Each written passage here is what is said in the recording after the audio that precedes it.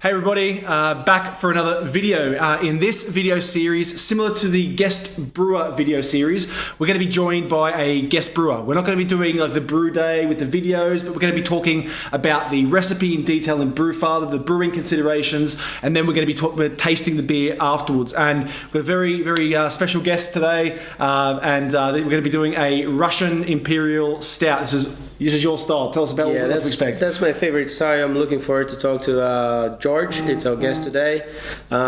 Before I talk a little bit about George, we've done a video recently with Dan. Yes.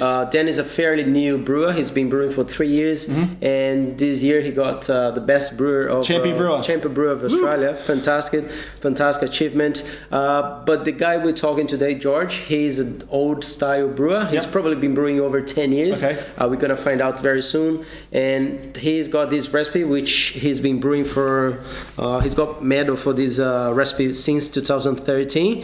So it's a fantastic beer before we tasting. So he'll be telling us a little bit about it. I think the awards, I'm sure he'll be telling us a bit about that. But as I understand it, Western Australia got second in the amateur brewing competition, and then in the Australian Amateur Brewing Championship got first place for the Russian Imperial Stout. So we're super excited. We appreciate George joining us. Just a reminder to any other brewers that are watching, something if you've got a recipe that you're really proud of and you want to share, I think sharing's good for the whole community, right? So, and if you want an award or if you have anything you're proud of, get in contact with us. We can do something similar to what we're doing today. So without further ado, let's welcome George. Okay, thanks very much, George, for joining. This will be the second time doing this because we have some technical issues, so appreciate the extra bit of patience. Appreciate you joining, George. Thanks very much. So before we jump into all of this, let's start where we probably should have the first time. This beer has won loads of awards over the past couple of years. 2013, 2015, 2017 at the Perth Royal Beer Show. And then this year in the Western Australian Brewing Competition got second, and then the Australian Amateur Brewing Championship got first. So that's the best Imperial Stout in Australia. Exactly. There we go. That's awesome. So before we jump into the recipe and maybe how it's changed and the various bits of the recipe, can you run us through what equipment you use? Am I right to say you use two 65-litre Brewzillas? I do. Obviously, one is just really for the hot liquor tank, and the other one is for the mash and boil.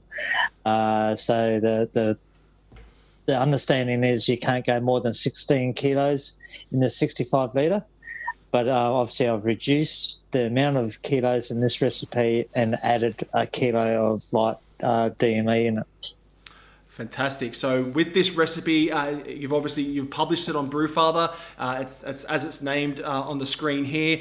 We've also added that into the YouTube description. So before we jump into the recipe, any questions that you have, Raphael? So as you said, for this one, you lowered the grains a little bit. So you've changed the recipe over the years?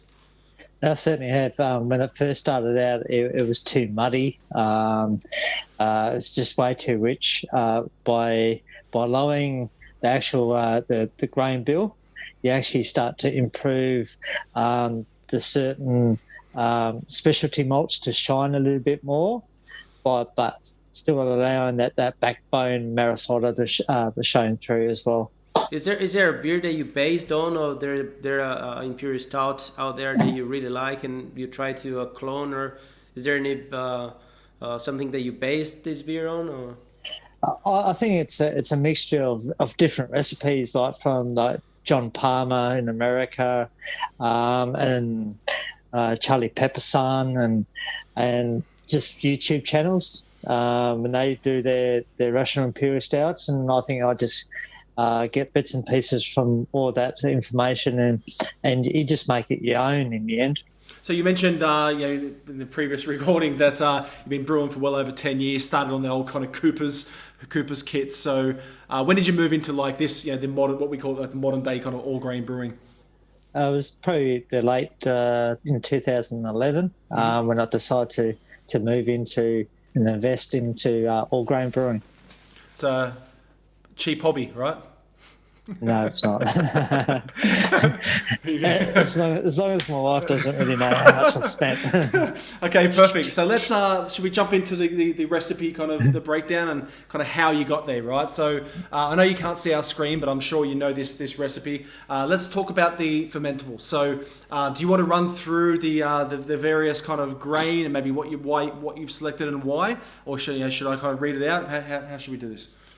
Like I said, you probably know the recipe is 11 kilo pale ale.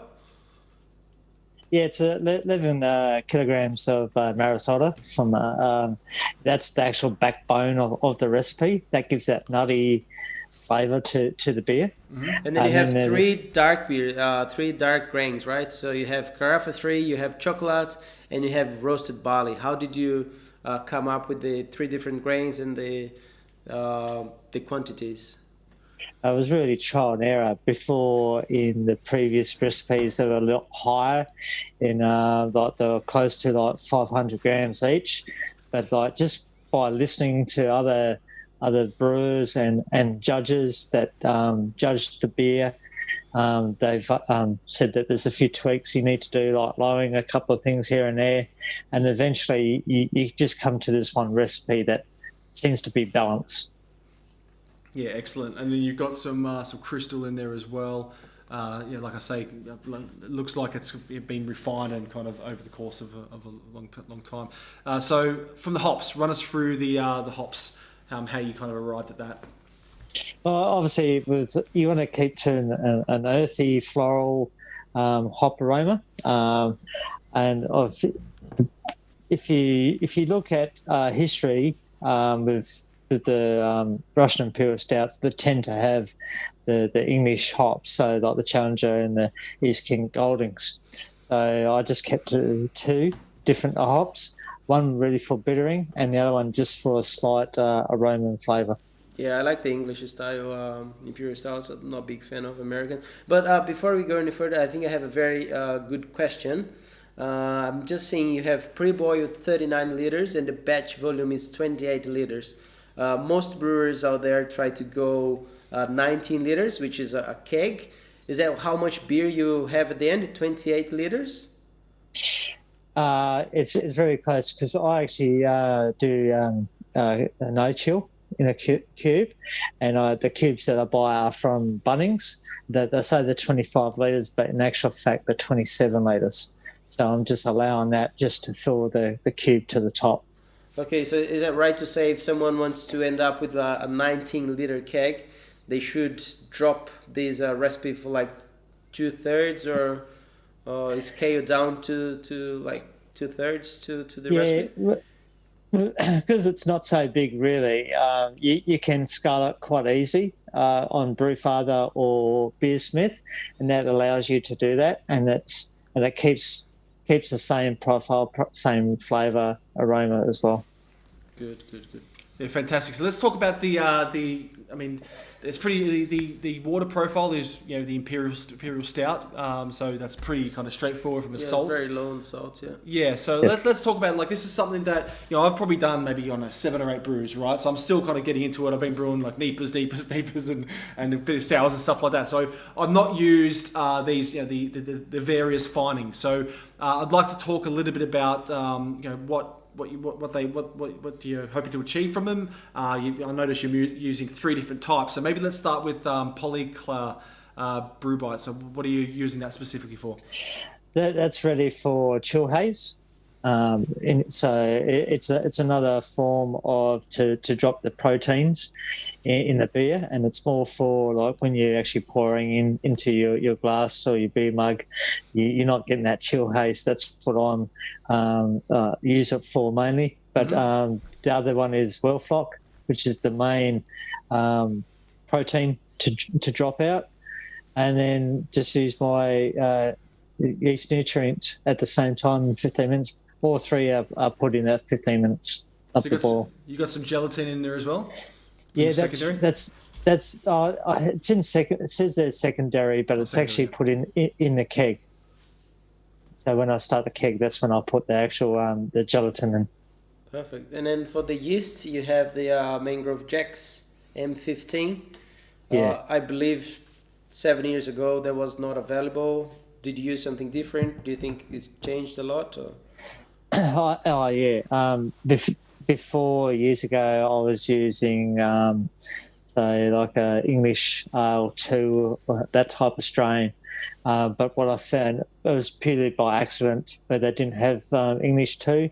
So I was recommended to use the Mango Jack M15, and what it does is it's still the same clean, but it ferments out in 4 days, Perfect. which is amazing. Excellent. So let's run us through the strike, the actual strike temperature 72.3, then kind of Mash mash at 67, and then mash out at 74, right? So you got a 2-hour kind of 2-hour mash here. Is that? That's correct. Yeah. Okay. That's correct. I've moved to a 2-hour mashing. Obviously, you're getting the conversion quite early, but I just felt that it just needed that little bit longer, just to make sure I extract all the sugars and everything out of the actual mash itself. It says there like strike temperature 72.3, but in actual fact I do it at around about 70 degrees. And when I add your grist, it's time you stir it in, it's pretty close to 67 degrees.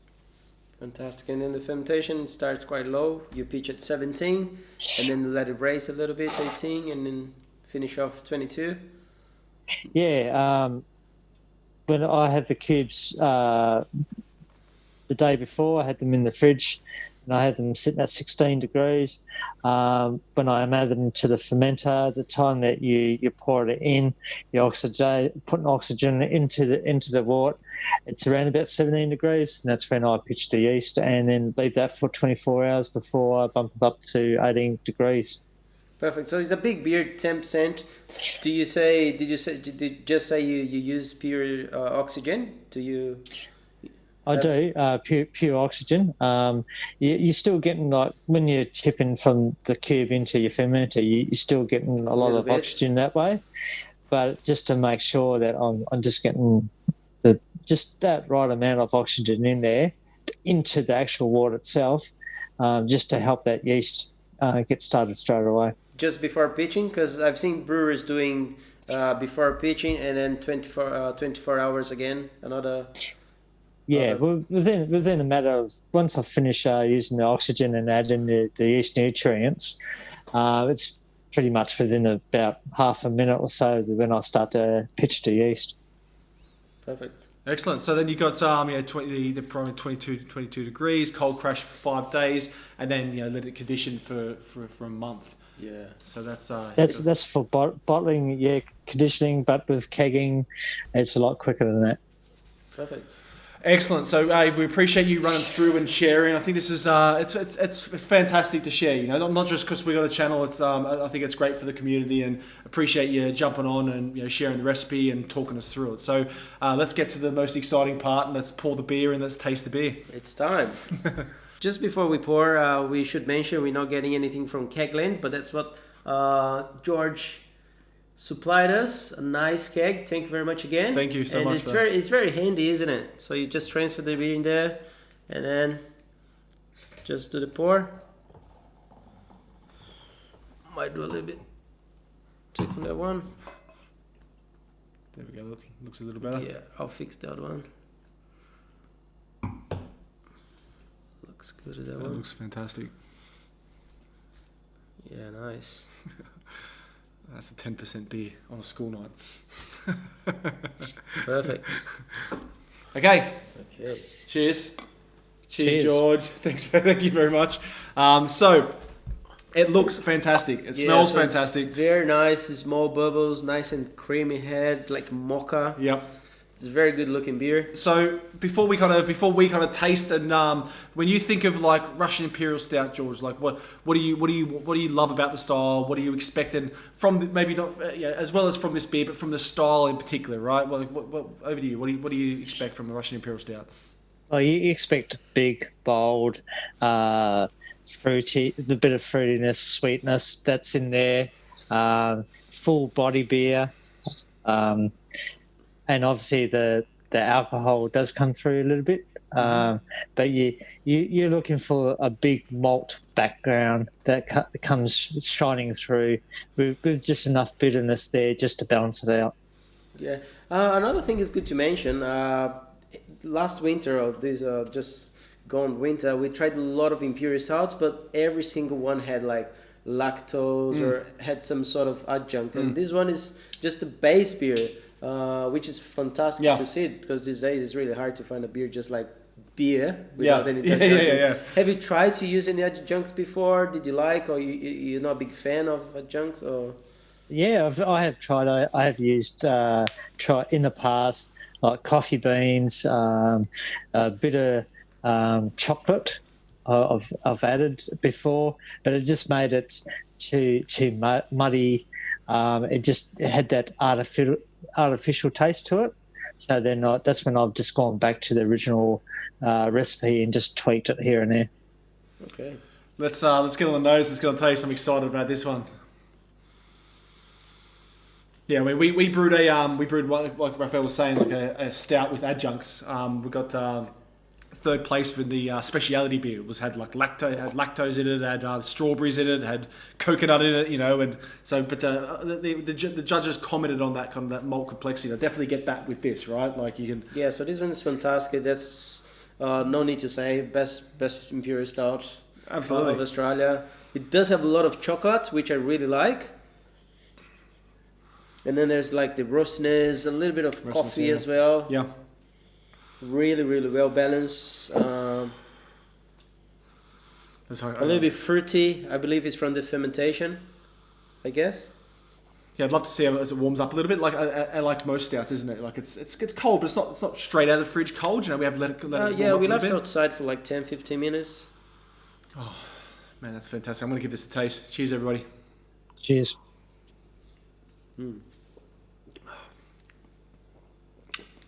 It's really good. Oh, it's fantastic, isn't it? Fantastic. Getting into stouts. Said this a ton of times. Like before I met Raph, like he kind of got me into stouts. Some of these stouts I've had, they were really, for me anyway, really coffee forward or too chocolate. This is like a mixture of everything, right? And the mouthfeel on this beer, it's fantastic. It feels like there's, sometimes you try to use a bit of oats to give this pillowy, good mouthfeel. This one is just fantastic without, and the alcohol is super well hidden. Yeah, when you said you get the bit of that 10%, I'm not sure if you're referring to this beer or just kind of Russian Imperial Stouts in general. I don't get, if any, of that 10%, which I guess is intentional, but that's fantastic. Yeah. And like you say, I'm used to having these stouts with lactose and all these kind of oats in there, and it's got none of it, so that's fantastic. Once you've had a few, you start to notice the alcohol. I can tell you. So, what aside from the aroma, what do you get on the taste? Like, what's how would you describe the taste of this one? I'm actually getting as my beer starts to warm up, I'm getting a lot of licorice from it as well.